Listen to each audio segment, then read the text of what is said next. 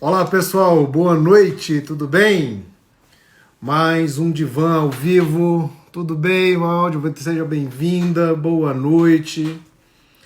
Um grande abraço, Vera, Rosalva, o pessoal do divã, o pessoal da Sinara, tudo bem, Sinara?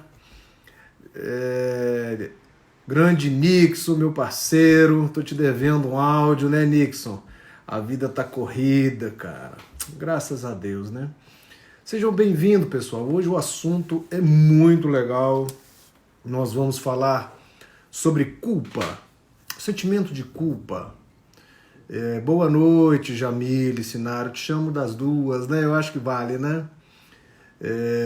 Então hoje o tema é sobre o sentimento de culpa.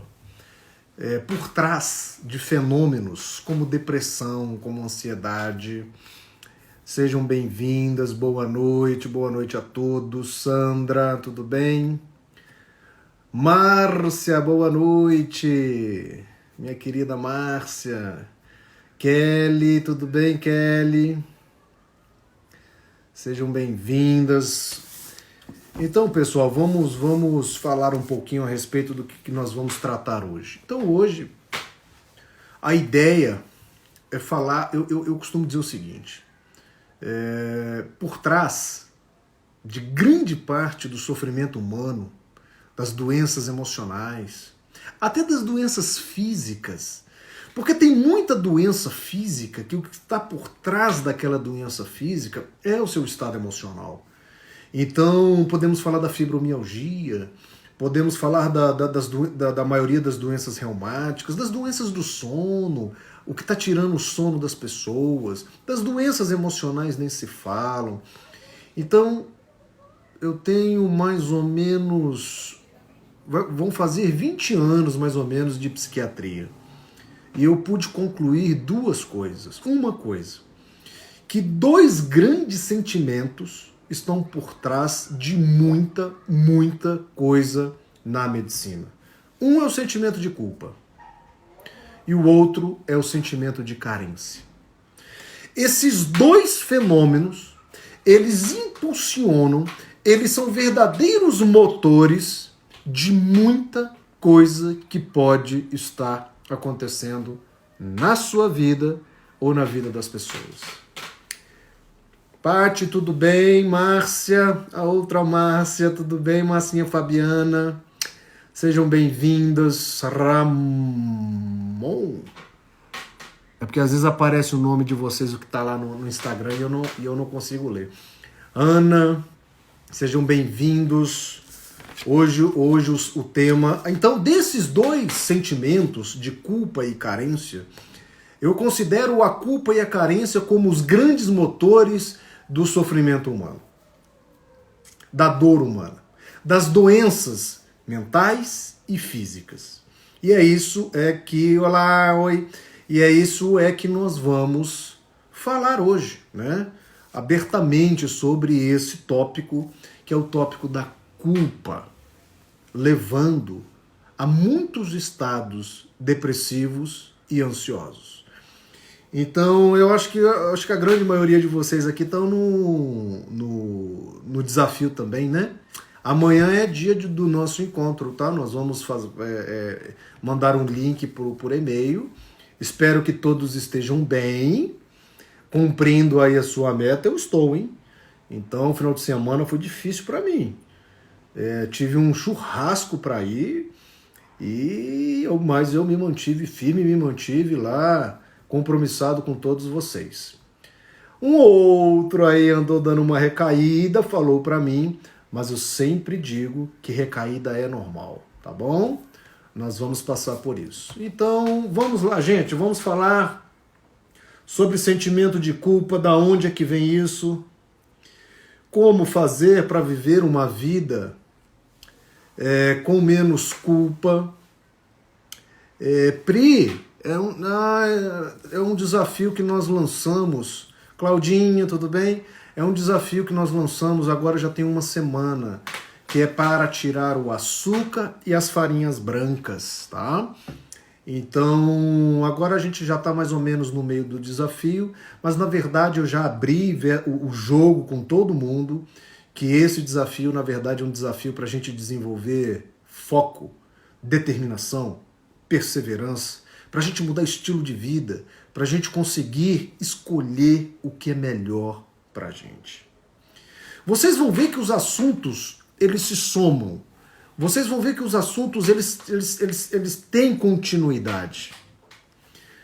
Por que eu escolhi trabalhar a culpa hoje? Porque tem tudo a ver com o que a gente está trabalhando.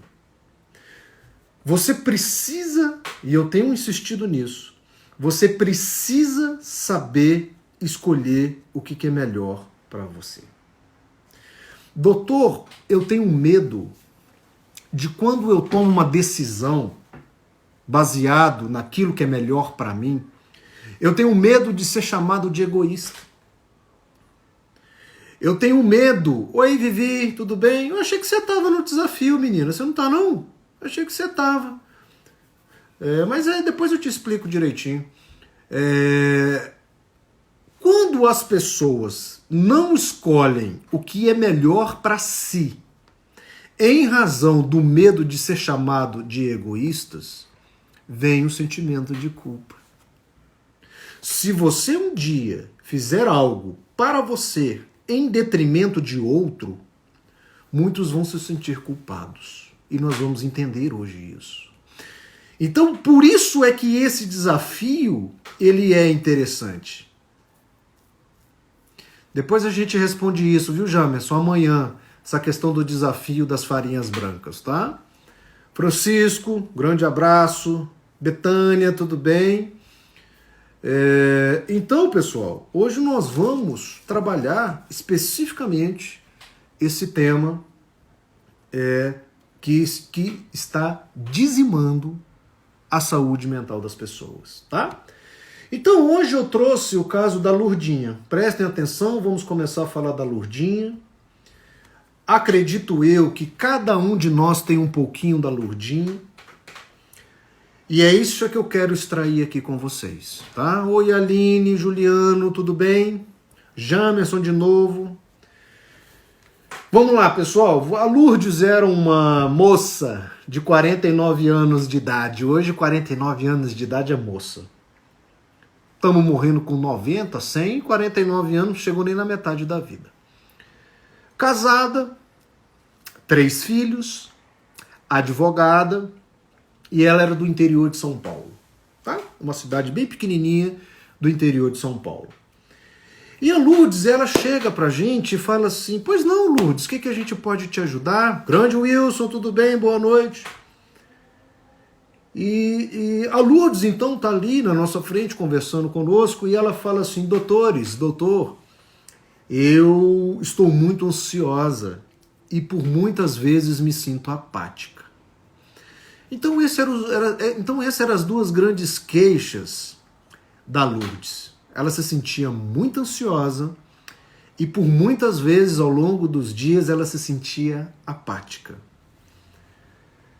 E aí ela fala, gente, eu sempre fui muito ansiosa. E de vez em quando eu tinha momentos que não queria fazer nada, tinha preguiça de se relacionar com as pessoas, me sentia com pouca energia, sem vontade de viver o meu dia. Eu sentia que a minha vida era sem graça. E desde adolescente ela fala assim. Aí olha o que ela me diz. Olha que interessante isso daqui. Doutor, eu deveria ter vindo aqui há uns 30 anos. Eu deveria ter procurado um psiquiatra. Tem 30 anos, doutor. A Lourdes tinha 49 anos.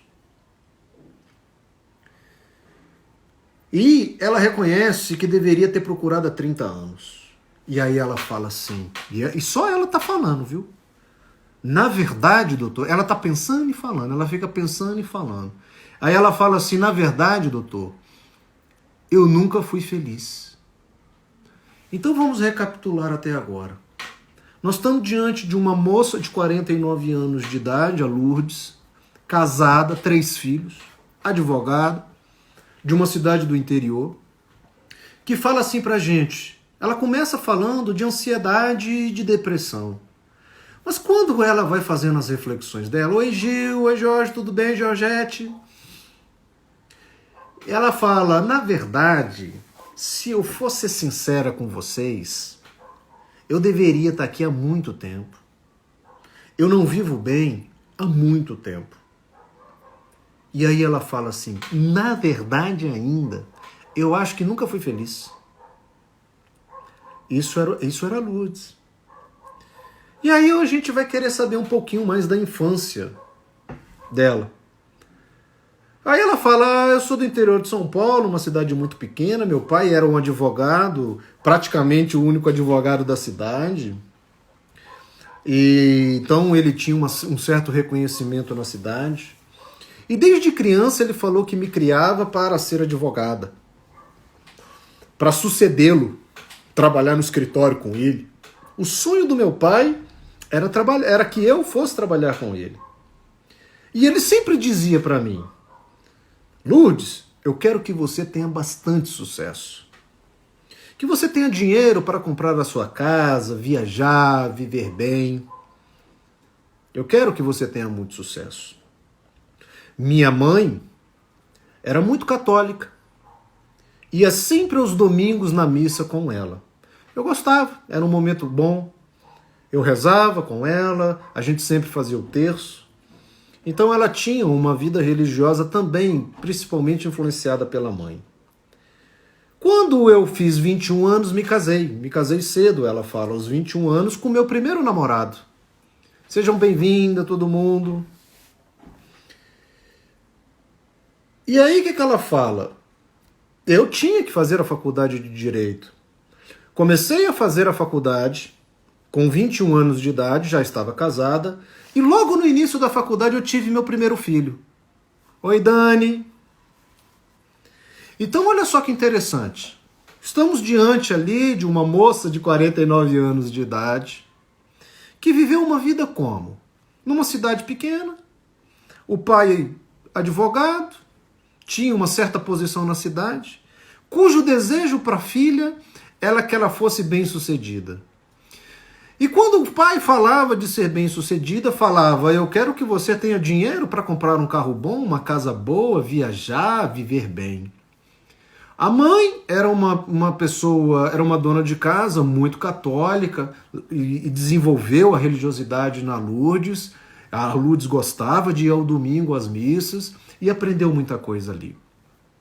A Lourdes estudou no seu ensino fundamental, no ensino médio, tudo tranquilo, passou na faculdade, ela se casou cedo, com 21 anos de idade, e no mesmo tempo, mais ou menos, que ela passou no vestibular para fazer a faculdade de Direito. Mas logo em seguida ela engravidou do primeiro filho, quando ela começou a fazer a faculdade. E aí ela fala assim, pessoal, era uma luta, porque eu tinha que cuidar de casa, do marido, do filho pequeno e ainda estudar. Quando me formei, comecei a trabalhar com meu pai.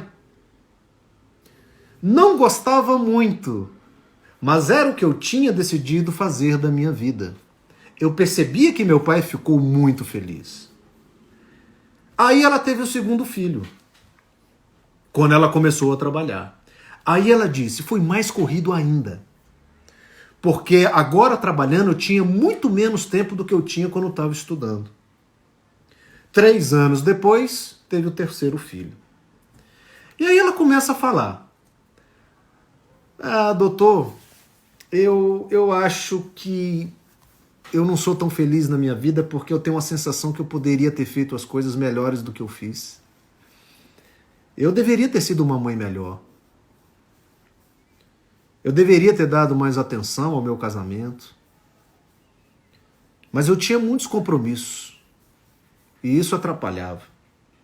Isso começou a me deixar ansiosa, nervosa e muitas vezes triste com tudo isso. De repente, eu olhava ao meu redor e pensava, boa noite, gente. Será que fui eu que escolhi essa vida que eu vivo ou escolheram por mim? A Lourdes, no meio do nosso divã, começa a ter uma série de reflexões.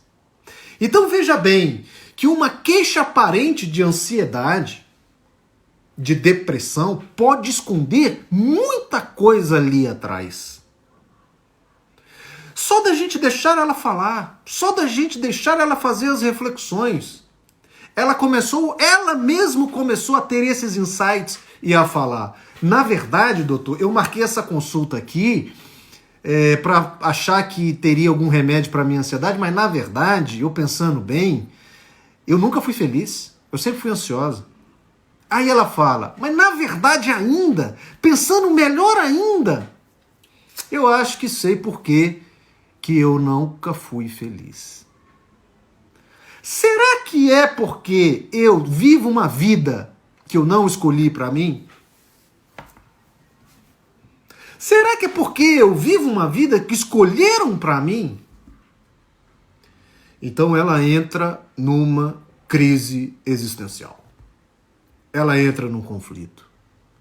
E aí nós vamos ver, gente, que a ansiedade e a depressão eram somente sintomas de uma profunda crise existencial.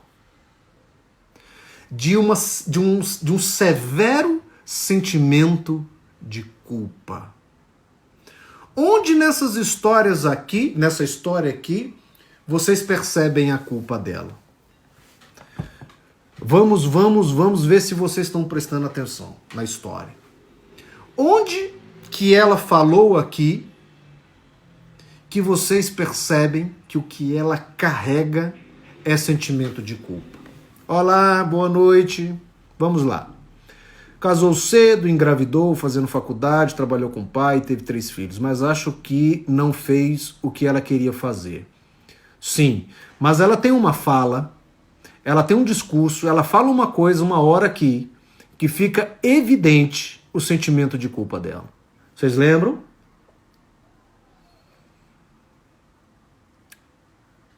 Isso é a causa. Ter se engravidado antes do casamento. Na verdade, a Márcia fala, deixa eu ver onde que tá esse na verdade, Márcia, você lembra mais do que eu. Não foi o na verdade. Porque o na verdade é quando ela diz assim, na verdade eu nunca fui feliz. Meu amigo, um beijo, doutor Vinícius. Um beijo. Quando diz que não deu atenção à família. Pronto, vocês estão chegando. Poderia ter feito melhor de não fazer as suas escolhas. Exatamente esse é o ponto. Quando ela fala assim, eu acho que eu poderia ter sido uma mãe melhor, uma esposa melhor. Acho que poderia ter feito tudo melhor na minha vida. É ali que a gente vê o sentimento de culpa. E é isso que nós vamos falar hoje. Como o sentimento de culpa corrói a vida da pessoa. Porque a Lourdes, quando ela começou a ter essa percepção, ela começou a entrar num nível de angústia. Ela começou a ficar ansiosa. Porque ela começou a ver que o dia a dia dela era carregado de culpa, principalmente pelos 3 filhos. Ela se condenava, ela se culpava por não ter se dedicado o que achava que deveria ter dedicado aos 3 filhos. Isso era como um cupim por dentro da Lourdes. O casamento dela não ia bem. Já estava evoluindo para o divórcio. E ela achava que isso estava acontecendo por não ter se dedicado adequadamente ao casamento. Financeiramente ela não estava tão bem, por achar que não tinha feito o que gostaria de ter feito na vida. Veja então que várias áreas da Lourdes, ela carregava um sentimento de culpa, que deveria ter feito diferente, que deveria ser diferente. que deveria ter acontecido diferente. Gente, a conjugação do verbo, do sentimento de culpa, é o deveria. Poderia ser. Deveria. Essa conjugação é a conjugação perfeita para quem carrega muita culpa. E nós vamos entender isso daqui. Uma coisa puxa a outra, exatamente. Claudinha fez tudo e no final achou que não fez o suficiente. Perfeito. É horrível. Isso que é a culpa, nós vamos ver o que é a culpa agora. Olha só que interessante. Eu vou compartilhar aqui com vocês. Depois dessa live, vocês vão entender perfeitamente qual é a origem da culpa e como fazer para se desvencilhar dela. Para vocês terem uma vida com paz, para vocês terem uma vida livre do sentimento de culpa, para que vocês tenham uma vida com maturidade suficiente para saber escolher as coisas e com responsabilidade suficiente para arcar com essas escolhas. Isso é que é importante. Você é livre para escolher. Você é responsável por arcar com as consequências das suas escolhas. E só. E só. Não tem nada mais além do que isso. O além disso é sofrimento. O além disso, você vai trazer coisas muito pesadas para a sua vida. Então vamos lá, tudo bem? Sejam bem-vindas. Vamos começar a entender aqui então o sentimento de culpa. Da onde ele se origina, como ele começa e por que ele maltrata tanto. E eu trouxe essa primeira imagem aqui. Prestem atenção nisso. Essa seta aí para cima significa o crescimento e desenvolvimento ao longo da vida. Ela começa bem pequenininha e vai crescendo. E eu estou apresentando aqui para vocês uma figura que existe dentro de você, dentro de mim, dentro de todos nós.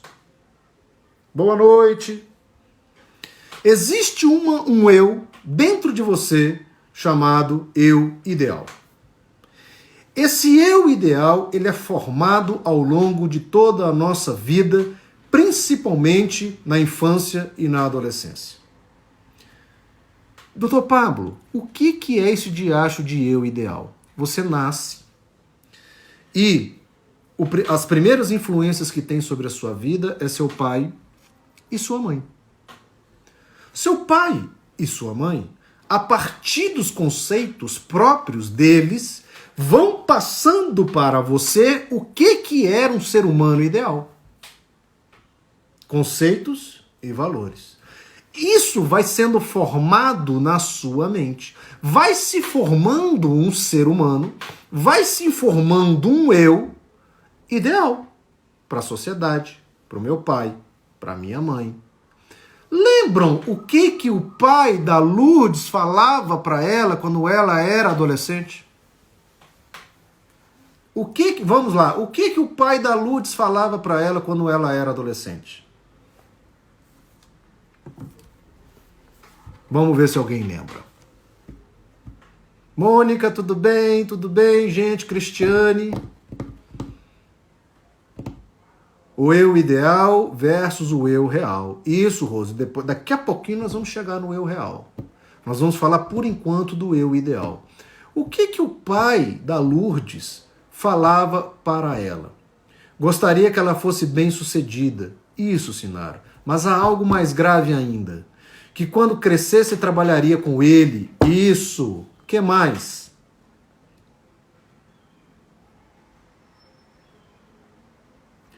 Oi, Solange, tudo bem? Ser advogada, ter seu carro e sua casa. Gente, que legal.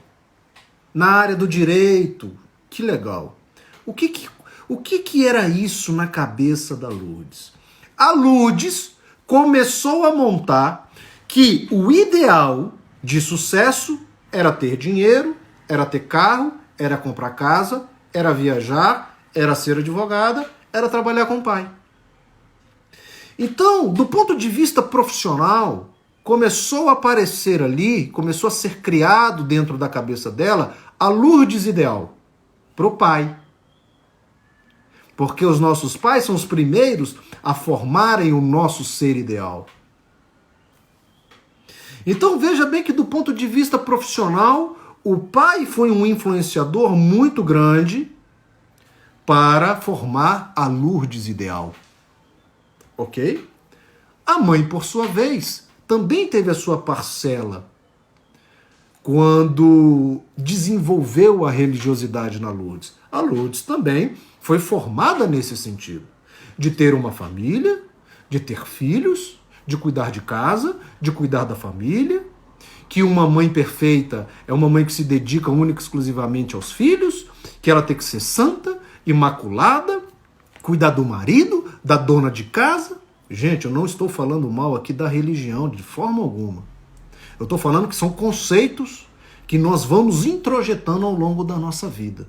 Não estou botando juízo de valor do conceito. Você viu que eu não falei nem mal, nem bem do pai, nem da mãe. Eu só estou falando quais foram os conceitos que foram embutidos na Lourdes. Então a Lourdes vai crescendo, vai se desenvolvendo, vai entrando na adolescência, assim, com esses conceitos de uma pessoa ideal. Ok? E ela passa a viver em função da pessoa ideal. E aqui, é catado e do lar. É quase isso, né, Rose? E aqui, gente, a Rose falou isso aqui um pouco tempo atrás. É porque não saiu aqui. Existe, ao lado do eu ideal, o eu real. A Lourdes que vivia todos os dias. A Lourdes que tinha os seus gostos, a Lourdes que tinha suas aptidões. A Lourdes que tinha os seus desejos. Karine, minha irmã, haja reflexão para se livrar desses conceitos patriarcais. Não só patriarcais no sentido como um todo, né? No sentido que os nossos professores influenciam a nossa formação, a religião que a gente frequenta, a sociedade que a gente está inserido, os conceitos que a gente está inserido. É isso que forma o ideal de ego, o eu ideal. Por outro lado, tem o eu real. É o eu que se vive. É o seu desejo. É a sua vontade. São as suas tendências. É o seu gosto. Certo? E onde é que está o problema aqui? O problema está aqui, ó. Agora vocês vão saber o que é culpa. O sentimento de culpa é a diferença entre aquilo que está idealizado na sua cabeça e aquilo que você vive como realidade. Isso é culpa. Por isso que a conjugação verbal para o sentimento de culpa é eu deveria. Olha aqui o que é o deveria. É exatamente essa distância. Porque você vê que na realidade é uma coisa, mas na sua cabeça o ideal está outra. Por isso que você fala, eu deveria. Eu deveria ter feito aquilo. Eu deveria ser aquilo. Eu não deveria fazer aquilo. Eu não deveria ter feito ser aquilo, ou ser isso que sou. Essa diferença é o sentimento de culpa. Quanto maior essa diferença for na sua vida, mais culpa você vai carregar. E isso vale para qualquer área das nossas vidas. Na área sentimental, na área profissional, em todas as áreas. Tem áreas que eu sou mais bem resolvido, tem áreas que eu sou menos resolvido. Do ponto de vista pessoal, você tem um ser ideal aí de mulher, de esposa, de amante, de namorada, de mãe, de tudo isso. Todos nós temos. Inexoravelmente. Isso é formado ao longo da vida. E quanto maior for essa distância, mais você vai se massacrar. Porque o que vale para você, o que foi construído em você, são seres ideais. O seu pai te falou isso, sua mãe te falou isso, o pastor te falou isso, o padre te falou isso. Os professores falaram isso. E isso foi desenvolvido em cada um. Doutor Pablo, então o que você está falando é que Uai, não tem como então? Então como é que nós vamos ser formados? Como é que nós vamos dar um jeito nisso? Qual que é a fórmula? É não ter pai? É não ter mãe? É a gente viver como ermitão no mundo? Não. Eu vou dar o segredo aqui para vocês. Ideal de ego, o eu ideal, sempre vai existir. Então, gente, a ideia não é a gente brigar com o nosso, nem o eu real, nem o eu ideal. Primeira coisa que a gente tem que entender é esse fenômeno. Quando vier a frasezinha na sua cabeça, ai, tô me sentindo tão culpada, eu deveria ter feito tal coisa. Tá acontecendo isso dentro da sua cabeça. O seu eu real está muito longe do seu ideal. Foi formado alguma coisa ali na sua cabeça que você está acreditando. Pior que a gente acredita. A gente acredita tanto que é o eu ideal que passa a comandar os nossos sentimentos, as nossas emoções. Só não comanda o nosso comportamento, porque o comportamento ele é do eu real. O conflito gerado por isso é que vai desencadear a ansiedade. Você não gostaria de ser quem você é. Você gostaria de ser o ideal.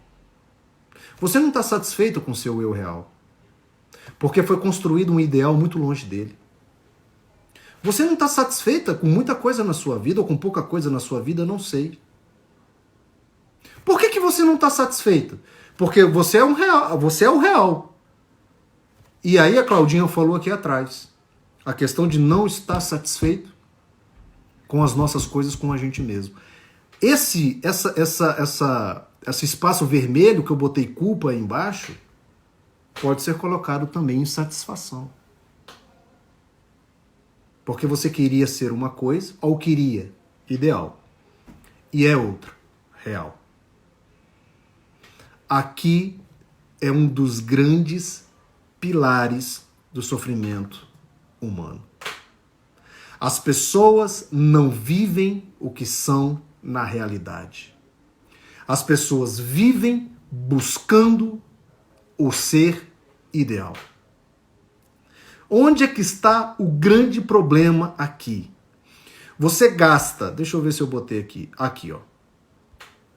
Esse é o grande problema das pessoas. As pessoas gastam uma vida inteira tentando melhorarem, tentando se aperfeiçoarem, elas lutam, elas buscam ficar próximo do ser ideal que foi construído na cabeça dela. Elas vão gastar uma energia enorme, elas vão gastar a vida com isso e elas não vão conseguir. Por que não vão conseguir, gente? Porque o próprio nome diz, é ideal. Isso não vai ser atingido nunca. Nunca. Nunca. Você tem que ter muita paz com a realidade da sua vida, com o que você é na realidade. É isso, e depois se arrependem. O Jamerson tentou. Sabe o que é isso, Jamerson? É aquela depressão grave nos 70, 80 anos de idade. Quando vem a maturidade. Quando vem a percepção. Mas a cobrança é muito grande, doutor. Daniela, é gigante. Porque a sociedade toda vive assim. Isso aqui é o padrão. Ninguém tem essa percepção tão clara, tão nítida, para se desvencilhar disso. Por isso, ou vocês acham que é à toa que estamos vivendo uma pandemia de distúrbios emocionais e físicos? Por que tanta dor no corpo? Por que tanta fibromialgia? Por que tanta enxaqueca? Por que tanta doença autoimune? Por que tanta depressão? Por que tanta ansiedade? Por que tanta insônia? De onde que está vindo isso? É na raiz. As pessoas não estão satisfeitas consigo. As pessoas se cobram muito. Se cobrar é isso. É você ser uma coisa e achar que tem que ser a outra, o ideal. O sentimento de cobrança, ele é do mesmo tamanho do sentimento de culpa, porque uma hora você se cobra, depois você vai se culpar por não ter atingido.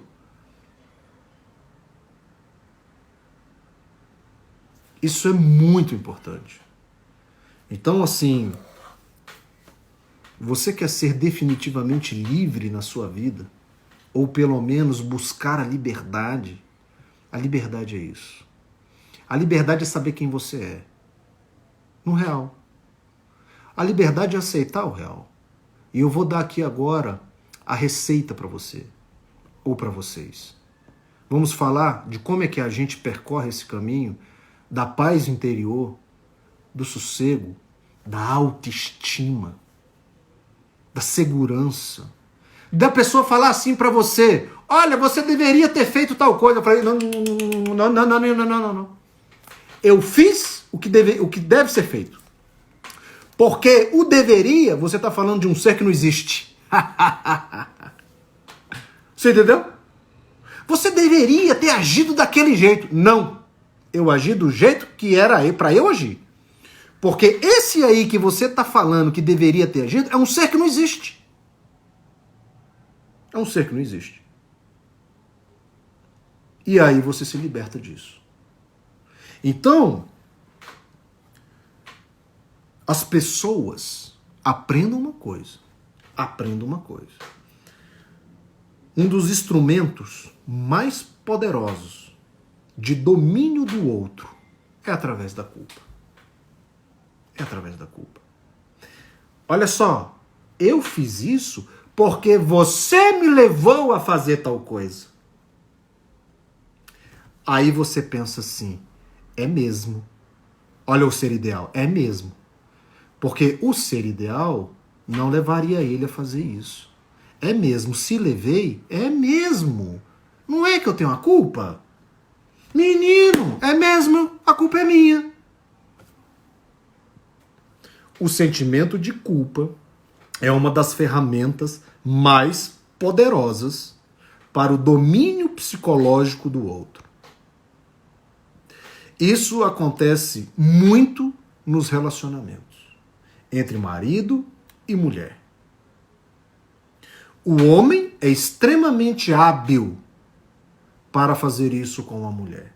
Acho que aprendemos historicamente, não é possível. Deve ter alguma coisa aí na evolução. Mas o homem é extremamente hábil para gerar sentimento de culpa na mulher. A mulher, por sua vez, que não é tão segura, ela absorve isso. Ela absorve isso. E aí está o casamento perfeito. Desse homem manipulador com essa mulher insegura. E o cimento aqui vai ser a culpa. Vai ser a culpa. Porque o homem, ele vai achar um argumento de fazer com que a mulher ainda sinta-se culpada. Por que você, mulher, vai se sentir culpada? Sabe por quê? Porque você tem um ideal de mulher. Ideal de mulher esse que foi construído em cima da perfeição. Desde Maria, mãe de Jesus, as mulheres que são tidas como referência. Nada daquilo que não seja perfeito, você já é suficiente para você se condenar, se culpar e se cobrar. Você exige a perfeição para ser mãe, você exige a perfeição para ser esposa, você exige perfeição para ser uma profissional, você exige perfeição para ser uma amiga, você exige perfeição para fazer a melhor comida, você exige perfeição para ter a melhor casa, a casa mais limpa. Você exige perfeição. Porque isso está introjetado no ideal de ego da mulher.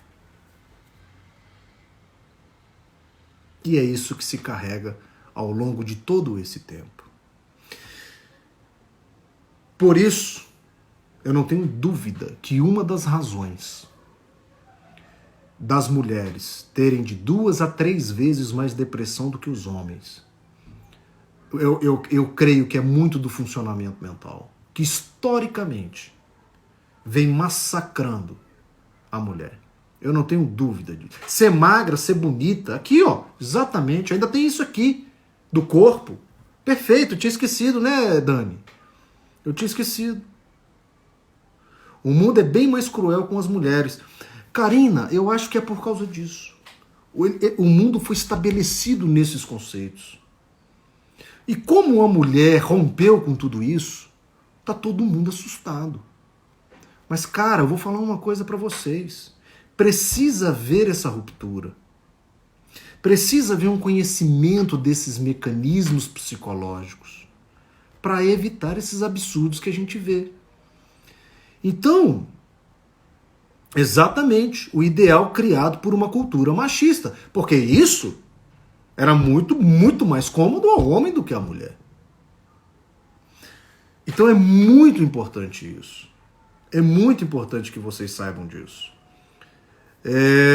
Dar atenção integral aos filhos, marido, casa, trabalho, cuidar de si. A Dani falou de ser bonita, de ser magra, de ser gostosa, e isso e aquilo e tal. O homem pode ser barrigudo, inclusive é charme. Mal arrumado, é charme. Você pode ver, é muito difícil você ver homens com sentimento de culpa exacerbado. É muito difícil. Porque parece que isso está no DNA, não sei.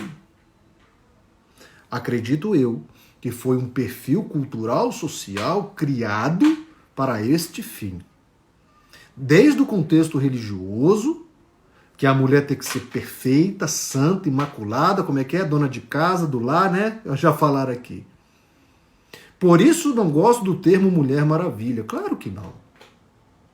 Os homens também sofrem um pouco nesse sentido, com o super-homem, com os super-heróis. Quando ele está muito distante do ideal. Esse mecanismo também é do homem. São dos dois. Eles acontecem na mente das pessoas. Tem muito homem sofrendo com isso também. Assim como a mulher. E eu estou falando mais dessa questão feminina porque fica mais fácil de exemplificar para vocês e vocês entenderem. Mas isso está acontecendo. Eu, por exemplo, às vezes tenho esse sentimento e eu preciso fazer esse exercício que eu vou ensinar aqui agora para vocês. Tá aqui, ó. Esse é o exercício que nós vamos fazer. Tá aqui a cura da culpa. A cura da culpa é essa aqui. O que nós vamos fazer, gente? Nós vamos fazer o seguinte. Não adianta você correr atrás a vida inteira em ser um protótipo, em ser algo irreal que só está no seu ideal. Não gaste a sua energia, não gaste o seu tempo tentando ser o que foi construído para ser ideal. Faça o contrário. Faça o contrário. Pega tudo que tem de ideal dentro de você e começa a diminuir. E começa a diminuir os critérios de ideal. Se ideal é ser perfeita enquanto mulher, de ser magra e gostosa, diminua um pouco essa exigência do ideal. Faça um ser ideal de uma mulher um pouquinho mais cheinha. Que coma mais coisas gostosas. Que não seja tão exigente consigo. Você entendeu? Se você acha que a mãe ideal é aquela que se dedica 24 horas para os seus filhos, que faz tudo para os seus filhos, diminui um pouquinho. Transforma essa mãe ideal numa mãe, que uma mãe ideal seja aquela que viva para os filhos e para ela também. Quem diz que a mãe ideal é aquela que se dedica única e exclusivamente aos filhos? Vamos trocar, vamos começar a mudar essas figuras ideais da nossa cabeça. A mãe ideal, eu estou afirmando aqui, a mãe ideal é aquela que vive para si, para os outros e para os filhos. Quando você escolheu ser mãe, não perdeu sua identidade. Se você for julgada por isso, tadinho de quem está julgando. As mães sofrem muito. Eu atendo muita mãe. Se você, a mãe ideal, não pode desejar sentimento de raiva do filho. Mãe que é mãe, não tem raiva de filho. Vamos estabelecer aqui agora, a mãe ideal tem momentos de raiva com o filho. A mãe ideal tem horas que quer esganar o menino. Para você se libertar definitivamente com isso. A esposa ideal ou o esposo ideal. Eu tenho que me dedicar exclusivamente ao meu esposo, eu tenho que cuidar dele, eu tenho que dar comida para ele, eu tenho que lavar a roupa dele, eu tenho que estar disponível para ele. Não. A esposa ideal é aquela que vive para si e para os outros, inclusive para o esposo. A esposa ideal é aquela que vai viver com o esposo para os dois viverem juntos coisas que sozinho não viveria. É para isso que existe o casamento. O casamento não foi feito para você se dedicar a ninguém. O casamento foi feito para que os dois se dediquem à relação e vivam coisas que sozinho não viveriam. Isso é o princípio de um relacionamento. Para ser bom, para acrescentar, para multiplicar. Entendeu? Aí sim, você vai começar a entender que a mulher ideal está bem mais abaixo. Então, um dos princípios da gente lidar com a carência é a gente ir reduzindo o nível de exigência do que aprendemos. Meu pai me ensinou que bem-sucedido era ganhar dinheiro. Aí eu ganho lá um trocado. Me sinto um fracassado. Porque no ideal da minha cabeça, tá que ser bem-sucedido é bem-sucedido materialmente. E eu vou passar uma vida inteira me esforçando para ganhar dinheiro, para mostrar pro meu pai que eu fui bem-sucedido. Para mostrar pro meu ideal que eu alcancei. Porque você aprendeu assim. Bobagem. Você tem que ser feliz. Você tem que buscar paz de espírito. Você sabe o que é sucesso? Eu tenho uma definição muito simples de sucesso. Sucesso é alcançar a meta de realização que você coloca para si. Você coloca para si. Você coloca para você. Esses dias eu atendi, esse caso foi muito interessante. Esses dias não, já tem muito tempo. Claro que o dinheiro é bom, não estou falando que o dinheiro é ruim. Mas aprendam uma coisa. Quando você faz o que você gosta, a chance desse dinheiro te trazer felicidade é muito maior do que o contrário. Tem muita gente com muito dinheiro se matando hoje. Infeliz, depressivo. O dinheiro, ele só traz felicidade quando ele vem junto com aquilo, quando eu estou fazendo aquilo que eu gosto. E o sucesso, ele é quando você se sente realizado numa meta que você estabeleceu para si. E eu vou dar esse exemplo para vocês. Há muito tempo atrás, na verdade eu trabalho muito com cognição, né, com desempenho mental, e eu era muito procurado por estudantes para passar em provas de concurso, para melhorar o desempenho. Doutor, eu vim aqui para melhorar, eu tenho uma prova, eu tenho um concurso. Olha só que história interessante. E aí um dia entrou um rapaz, muito lá, e começou a chorar na minha frente e tal. Eu falei, cara, o que houve? Aí ele falou assim, eu tô terminando o ensino médio, e meu pai, isso tem uns 8 anos, e meu pai quer que eu faça concurso. Aí, ó, mesma coisa. E eu falei assim, você não quer não? Ele falou, não, doutor, eu não gosto disso não. Aí eu perguntei, você gosta de quê? Aí ele falou assim, se eu falar, você vai rir. Eu falei, não, vou rir não, pode falar. Aí ele falou assim, eu gosto de jardinagem. De jardinagem. Eu falei, sério? Ih, doutor, eu por mim eu fico o dia todinho plantando, colhendo, cuidando das plantas, adoro. Aí eu falei assim, eu vou te ajudar. Ele falou, como assim? Eu falei assim, eu vou te ajudar a atingir sua meta. Eu vou te ajudar a ter sucesso na vida. A ser um bom jardineiro. Bora? Aí ele falou assim, você fala com meu pai? Aí eu falo. Vamos ver o que vai dar, vamos ver se seu pai entende o que eu quero dizer. Aí eu falei muito disso pro pai dele. Aí eu falei assim, transforma seu filho no melhor jardineiro que Brasília já teve. Ele vai ser muito feliz. E garanto que ele vai ganhar mais do que eu, mais do que um médico aí, porque hoje jardineiro tá difícil de encontrar. Então, gente, sucesso é isso. Então, se por um lado eu tenho que diminuir o meu ideal, por outro, eu vou amadurecendo o meu real. Então, na verdade, quando eu falo que a gente tem que se aceitar, não é também pra gente ser assim, síndrome de Gabriela. Já ouviu falar de síndrome de Gabriela? Eu nasci assim, vou viver assim, vou morrer assim, Gabriela. É isso aí. Também não é.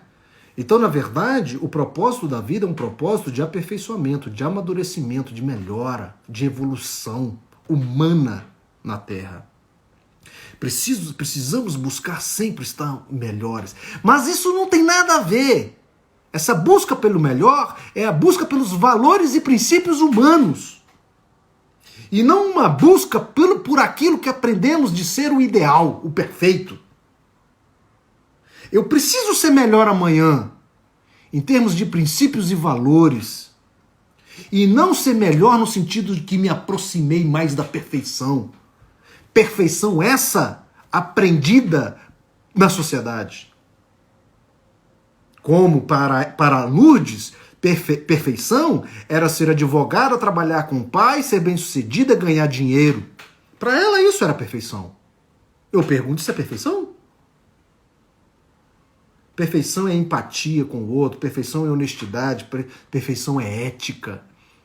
Perfeição são valores sólidos, que é atemporal, que existe desde quando o homem é homem, que melhora a sociedade como um todo. Isso é amadurecimento. E aí a gente aprende o que é perfeito assim. Então, gente, veja bem aqui esse gráfico. Veja que a última seta do eu ideal está do mesmo tamanho da última seta do eu real.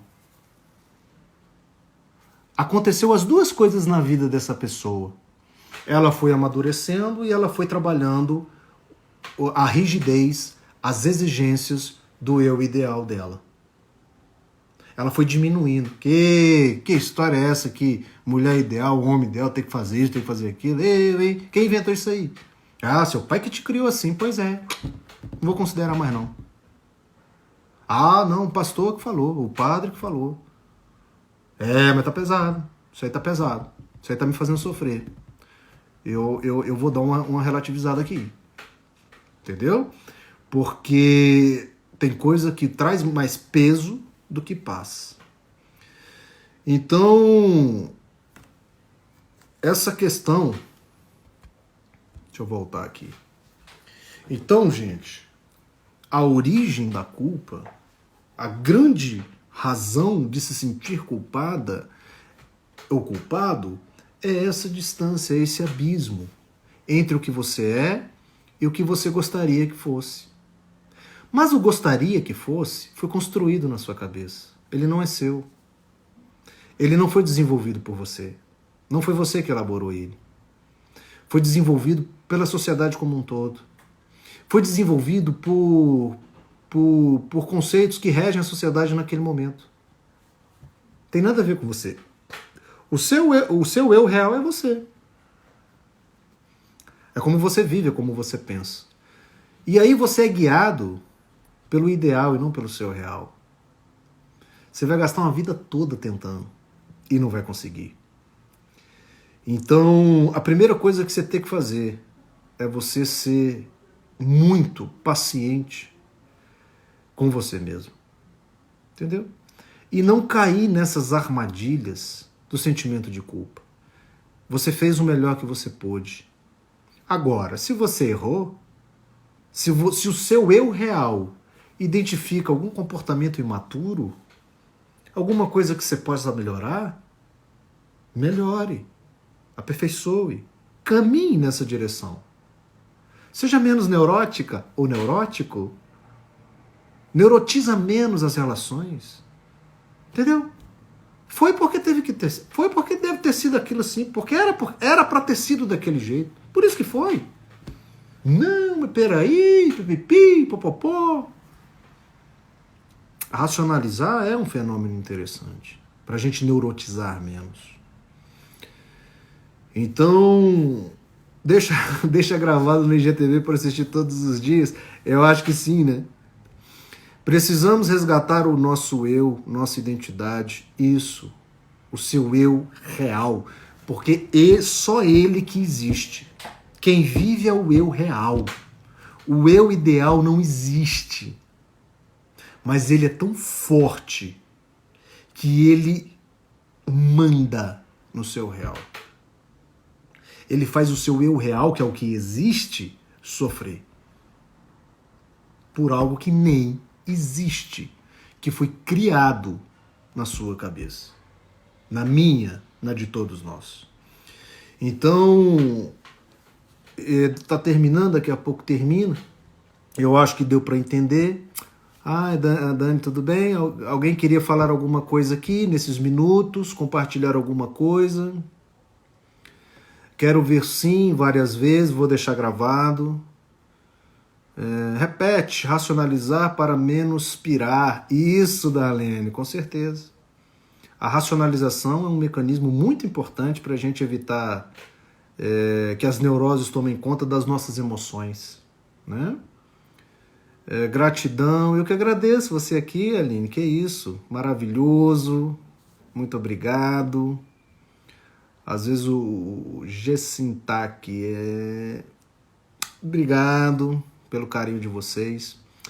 A neura me mata, com certeza. Quanto mais neurose, mais sofrimento. Gratidão por hoje, excelente. Doutor, queria seu autógrafo no livro, eu te admiro muito. Você já recebeu seu livro? Se não, eu mando autografado. Vê mais uma live, esse tema excelente, é um processo lento para desconstruir todos esses conceitos, com certeza. Isso é um processo, gente. Excelente live, doutor, tem que fazer da carência, com certeza. Parabéns, muito obrigado a todos, o carinho que eu recebo de vocês, estou amando te acompanhar, muito obrigado. Karina, excelente. Não, Volcou, muito aprendizado como sempre. Marcinha, um beijo para você, obrigado pelo carinho. Claudinho, valeu Pablo, achei bem complexo o tema, mas é uma luta interna, real versus ideal, com certeza. Vale mais uma live. Vou comprar amanhã, ok? Aí quando chegar lá, o pessoal me der o autógrafo, tá bom, Aline?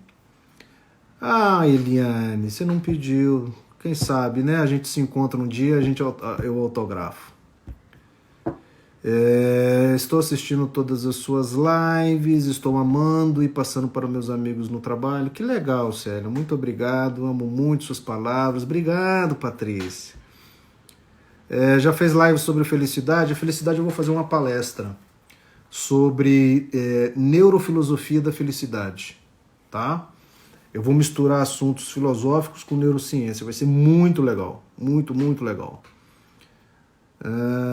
Gente, muito obrigado, um beijo a todos vocês. A galera do desafio, amanhã às 8 horas, vamos falar alguma coisinha lá, vou trazer um tema bem interessante. E vamos que vamos. Espero que todos estejam muito bem, com muita saúde, com muita paz, se protegendo desse vírus, que é o mais importante, para que a gente saia desse momento, para que a gente, do outro lado, estejamos bem, para que a gente possa tocar a nossa vida, tá bom? Jamerson, um beijo para você, um grande abraço, gente. Tô deixando salvo aqui, Gil, um beijo. Vou deixar aqui para vocês gravaram, tá bom? Um beijão.